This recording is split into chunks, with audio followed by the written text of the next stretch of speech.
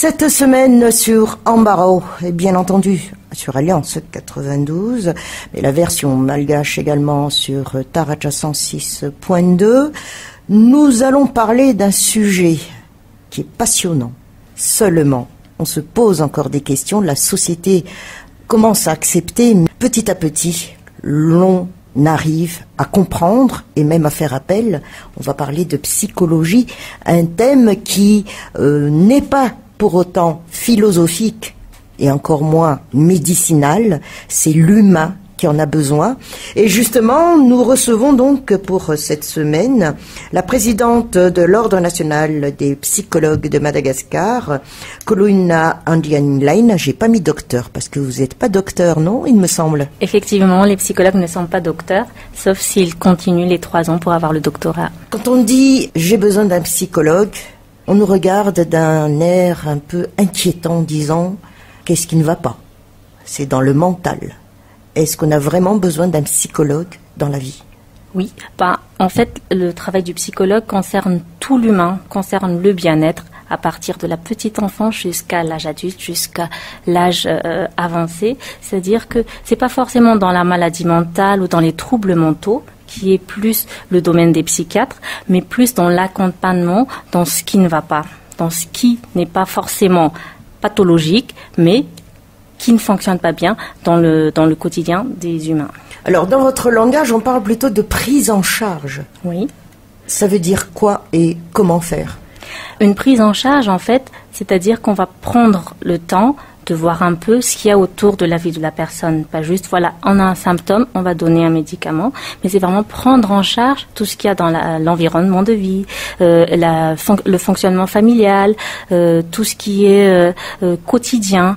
Et donc la prise en charge, c'est pas juste pointer du doigt le symptôme ou la difficulté, mais voir tout ce qu'il y a autour pour que la personne soit accompagnée sur le long terme. Donc il a des questions à poser. Bien sûr, c'est pour ça que la consultation dure au moins 45 minutes à 1 heure pour pouvoir travailler justement sur l'histoire personnelle du patient ou de la personne. Alors là, il y a des questions, il y a des ressentis qui sortent, des appréciations, des inquiétudes, c'est-à-dire la prise de parole de la personne concernée. Mais peut-on parler quand même de la part donc des psychologues d'un devoir de confidence? Évidemment, comme toute personne qui prend en charge la vie d'un individu, nous sommes sous le secret professionnel. Et ça fait partie vraiment de la base de notre travail. Alors, à Madagascar, si l'on fait un peu le tour d'horizon, très rapidement, vous êtes à peu près à une vingtaine de psychologues pour tout le pays? Oui, pour tout le pays, nous sommes une vingtaine, mais on est encore en train de recenser jusqu'au mois de juin. Et pourtant, vous dites aussi quelque part, vous, au sein de l'ordre, qu'il y a des faux psychologues. Alors, comment reconnaître du vrai du faux? Alors, pour l'instant, on a le site qui nous donne une grande visibilité, www.ordrepsy.mg, dans lequel on a déjà une liste des psychologues qui sont accrédités, c'est-à-dire on a déjà vérifié leur dossier, les diplômes et tout ce qu'il faut pour être dans la liste. Donc, au moins, pour être sûr que vous êtes avec un vrai psychologue, vous consultez le site. D'accord. Et les études peuvent se faire ici à Madagascar? Actuellement, on a 2 écoles. Une école à l'Université catholique de Madagascar qui sort des diplômes en psychologie clinique et psychologie organisationnelle, donc dans le travail, et à l'Université d'Ankara où on a des psychologues sociaux. Clinique, organisationnelle, sociale, ça veut dire quoi tout cela? Donc, clinique, c'est tout ce qui est troubles et dysfonctionnements. Organisationnel, c'est plus dans les entreprises, dans les communautés. Et social, c'est plus dans la prise en charge de la société. D'accord, Laurent. Si on y insiste un peu sur ce point organisationnel, est-ce qu'on en rencontre vraiment des personnes qui ont besoin de cette aide du psychologue?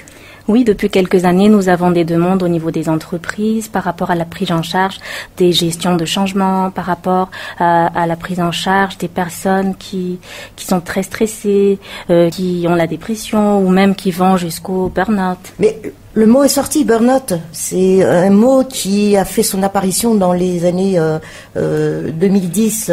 Mais tout compte fait, entre stress et burn-out, la différence, ce sont d'ailleurs des mots anglophones. c'est le degré qui fait qu'on est juste stressé ou alors on est atteint de burn-out. C'est-à-dire qu'il y a le stress utile qui nous booste dans les activités. Par exemple, on a un examen, on est un peu stressé, mais ça nous booste à travailler plus, à donner plus de nous-mêmes.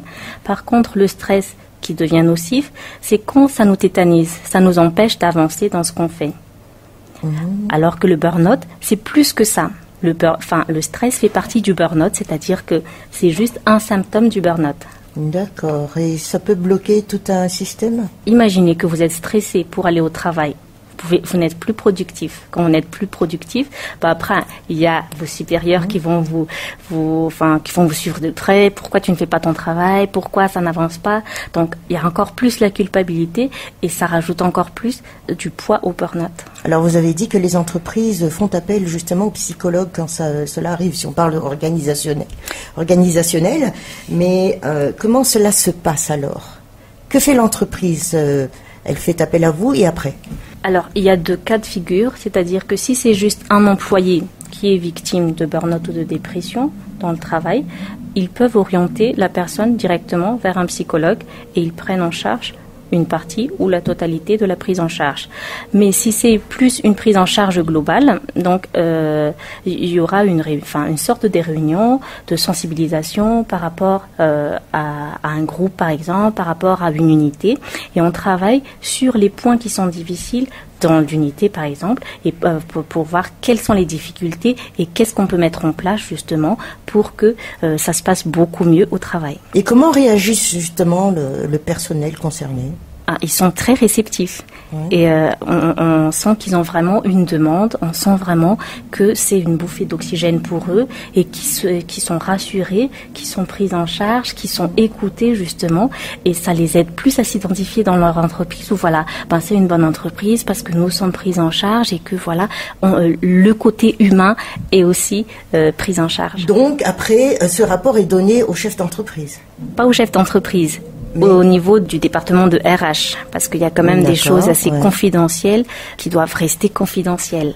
Après, on ne donne pas tous les détails, mais les lignes directrices qui aident l'entreprise à mieux gérer, à donner une autre direction dans leur travail, en fait. Et c'est-à-dire parfois, quand même, j'insiste un peu sur le sujet, est-ce que cela veut dire que le système managérial aussi donc est un peu touché par rapport à cela, au comportement ou aux réactions ou au partage même du personnel? Pas qu'un peu, puisque si on donne un rapport et qu'il y a des dysfonctionnements au niveau managérial, ils peuvent faire un travail dessus, pas forcément pas psychologique, mais un travail de développement de soi, un travail par rapport au leadership qui aide après à améliorer l'environnement au travail. Oui, ça c'est au niveau adulte. Oui. Mais on sait aussi pertinemment que dans le domaine scolaire, l'établissement fait appel aussi aux psychologues comme les parents par rapport aux enfants. Surtout les écoles qui nous interpellent en fait, qui nous envoient, qui nous orientent des enfants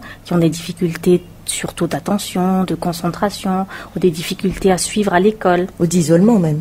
Ou d'isolement aussi, sur le problème de communication, de socialisation. Ça peut être aussi des difficultés dans l'apprentissage même. Ça peut être aussi des problèmes familiales qui empiètrent sur le travail de l'enfant. Donc oui, les écoles nous orientent dessus. Si l'on parle du cas de Madagascar, plus précisément en Antananarivo, quels sont les points qui reviennent souvent dans les différents cas? Pour les enfants, les adultes? Les deux. Pour les enfants, donc les problèmes scolaires, mais aussi les problèmes familiaux. On rencontre aussi de plus en plus des enfants qui ont des problèmes de socialisation. Vous voyez, Ceci est dû à quoi, tout compte fait? Il n'y a pas un seul facteur, mais en tout cas, ce qu'on voit maintenant, c'est que les enfants sont très exposés aux écrans. Et ça retarde encore plus la socialisation. Parce que comme ils sont ancrés devant leur écran, il y a un développement neurologique qui ne se fait pas. Donc on a un retard sur le langage, sur la communication. Et ça n'aide pas après pour l'école. Et après, ça a un impact sur l'attention également. Alors là, vous voulez dire donc téléphone? Oui, tout ce qui est téléphone, écran, tablette, ordinateur, ça, les enfants qui sont exposés longtemps dessus peuvent avoir des impacts sur le plan psychologique et neurologique. Et même les adultes. Et même les adultes. Ouais. Mais plus on est petit, plus on est sensible. D'accord, mais avoir l'estime de soi, confiance en soi, l'affirmation de soi par rapport à un rythme de vie infernal, Comment juger cela? On est bien sûr en barreau. Pour l'estime de soi, ça se travaille dès l'enfance. C'est-à-dire, est-ce que l'enfant a été soutenu? Est-ce que l'enfant a été écouté? Ou est-ce que ce sont les adultes qui imposent et l'enfant n'a pas son mot à dire? Donc là, déjà, l'enfant ne peut pas développer une bonne confiance de lui-même, une bonne estime de lui-même. Tout ce qui est brimade, intimidation, tout ce qui est dénigrement, ça n'aide pas au développement de la confiance en soi, de l'estime de soi. Après, l'adulte qui fait ça, soit il l'a subi quand il est petit, ou alors, comme on est dans un environnement très stressant, ça l'aide pas non plus à garder ce retrait pour être bienveillant envers son enfant. Alors, si on fait référence par rapport à ce qui se passe à l'extérieur, quand il y a des événements, des cataclysmes naturels, ou encore à un événement qui a de son importance, mais qui touche une grande partie de la société, le psychologue est toujours là. On fait appel au psychologue. Et à Madagascar, comment cela se passe? Comme nous, on est tout nouveau dans l'ordre, donc on vient d'avoir, l'ordre vient de créer au mois de novembre en 2018, donc on n'a pas encore d'action concrète par rapport à l'ordre. Par contre, nous sommes sollicités, par exemple, sur des cataclysmes, comme vous dites, où nous sommes contactés individuellement. Et votre travail de relationnel avec le ministère de la Santé, en quoi cela consiste exactement? Comme nous sommes sous l'égide du ministère de la Santé, en fait, on travaille ensemble, c'est-à-dire que eux, ils travaillent sur la pratique. Si par exemple, il y a une personne qui dit qu'il est psychologue, qu'il prend en charge des personnes, alors qu'il l'est pas, on peut faire appel à eux pour descendre sur le terrain, justement, pour mettre les sanctions. Et par exemple, pour les œuvres humanitaires, où il y a des intervenants venant de l'extérieur, eux, ils donnent l'autorisation et nous demandent aussi si ces personnes sont aptes à donner ça. Donc, on travaille vraiment étroitement avec le ministère de la Santé. Dites-moi, plus de femmes ou d'hommes dans ce métier? Plus de femmes. Pourquoi? Parce que les femmes sont plus à l'écoute, les femmes sont plus dans l'empathie, plus dans la bienveillance, mais ça n'empêche pas qu'il y a des hommes qui sont très compétents dedans. D'accord. Et les médicaments, est-ce qu'on prend des médicaments ou est-ce que c'est plutôt par un effet psychique, psychologique? Les psychologues ne peuvent pas prescrire de médicaments, justement parce qu'ils ne sont pas médecins. Il n'y a que les médecins. Si nos patients ont besoin de médicaments, on réfère vers un médecin ou vers un psychiatre. C'est cela la collaboration, voilà. Donc par rapport au psychiatre, oui. Peut-on être pris en charge? Actuellement, ça commence à bouger. C'est-à-dire qu'il y a des entreprises qui prennent en charge directement leurs employés. Il y a aussi des assurances qui commencent à accepter des remboursements pour les personnes qui viennent nous voir. Mais à degré quand même discutable. Oui, c'est pas encore la majorité, mais ça commence. De l'Ordre national des psychologues de Madagascar, qu'est-ce que vous projetez prochainement? Prochainement, nous souhaitons renforcer encore plus la visibilité, c'est-à-dire renforcer la collaboration avec les assurances et les entités qui s'occupent des employés comme l'HOSTI, la MIT, la FUNES, pour ajouter encore plus de collaboration, c'est-à-dire pour qu'ils nous renvoient plus, pour que ce soit remboursé, pour que ce soit plus généralisé.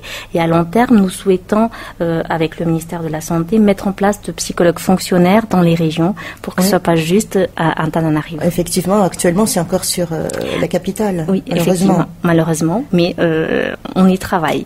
Alors, quand on dit aussi psychologue, on dit consultation onéreuse. Est-ce vrai? C'est vrai et c'est pas vrai. C'est vrai dans le sens où une consultation peut coûter en moyenne 50 000 arrières, mais ça peut aller jusqu'à 120 000 arrières. Mais en même temps, il faut voir que ça dure entre 45 minutes et 1 heure. Et vous n'êtes pas obligé d'y aller tout le temps. Ça peut être une séance, 3 séances, en dehors des grandes pathologies, mais une séance peut vous être bénéfique pour un long moment. D'accord. Vos derniers mots, si vous avez ajouté? Sur cette histoire de consultation onéreuse, il faut se dire qu'il y a aussi des psychologues fonctionnaires à Nalakil, donc qui peuvent prendre en charge gratuitement. Après, les prix varient de 20 000 arrières à 120 000 arrières, donc on a quand même une panel assez large de consultations.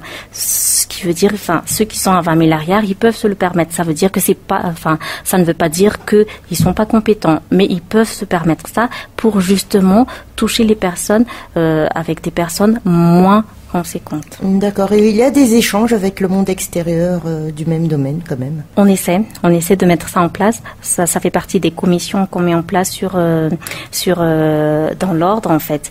Et on essaie de mettre en place des formations pour enrichir nos compétences, pour enrichir notre travail. Formation thématisée par rapport à... Oui, par rapport aux thérapies, par rapport à la prise en charge, par rapport à l'amélioration de la prise en charge, par exemple. Eh bien, écoutez, c'était votre embarras. Vous, présidente ici de l'Ordre national des psychologues de Madagascar, en la personne de Coluna Andrianinaina. Merci à vous. Merci.